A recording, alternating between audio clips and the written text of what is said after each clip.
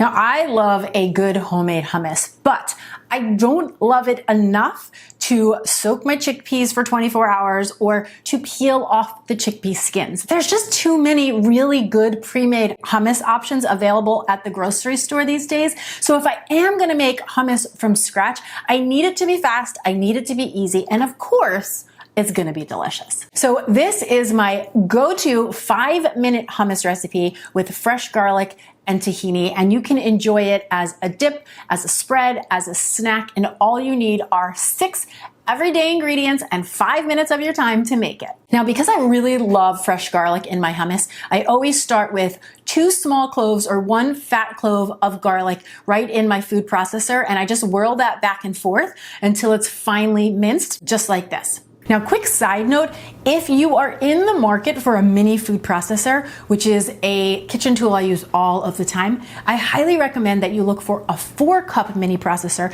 instead of a 3-cup mini processor, because that extra cup makes a big difference, and ultimately you just get more bang for your buck. So I will, of course, link the one I'm using down in the description box below if it's something you happen to be looking for.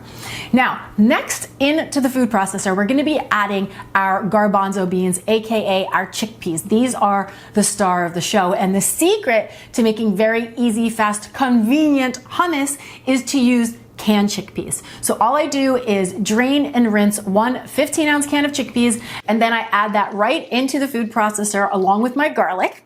And then I'm also gonna add 1 tablespoon of extra virgin olive oil, a generous tablespoon of tahini. Now, if you're not familiar with tahini, it is simply a ground sesame paste. So think like peanut butter or almond butter, but made with sesame seeds. And because I only use 1 tablespoon for this recipe, if you don't have tahini on hand and you don't want to go out and buy an entire jar just to use 1 tablespoon, you could just swap in a tablespoon of peanut butter or a tablespoon of almond butter or any type of nut butter you have on hand. It's really not detectable. It's going to have a nice earthy, nutty flavor either way. So my friend, you've got options. Then I'll add 2 tablespoons of fresh squeezed lemon juice. This is gonna add a nice, bright, fresh flavor. And 1 teaspoon of ground cumin, which is so delicious because it's warm and smoky, but it's not spicy. And then finally, I have a half a teaspoon of sea salt. Then from here, I'm just gonna blend this up. I like to pulse it back and forth until it starts to break down. And what you're gonna notice is it starts to get very creamy, but it's still very thick. And so what I like to do to add a nice, light, fluffy consistency to the hummus without using an excess of oil or tahini is to add some ice cold water. So you're just gonna get a small bowl of water, throw in a few ice cubes, and then start with about 3 to 4 tablespoons of water.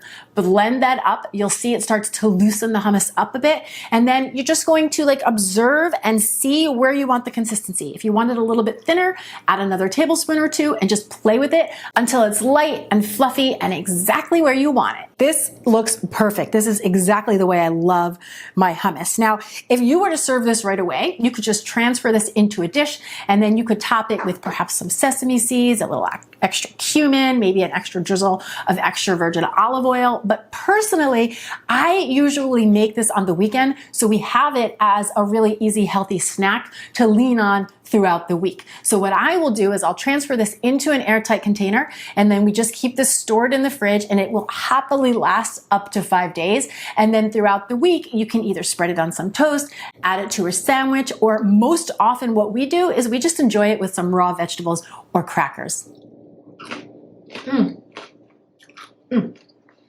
Light, fluffy, delicious. So as always, you have tons of options, and I promise you this easy 5-minute hummus is just as quick as running to the store and buying it pre-made. As always, you can find the recipe down in the description box below, or you can go to cleananddelicious.com to print it, and I am so grateful for you being here. I'm Dani Spies, and I'll see you back here next time with some more clean and deliciousness. Cheers!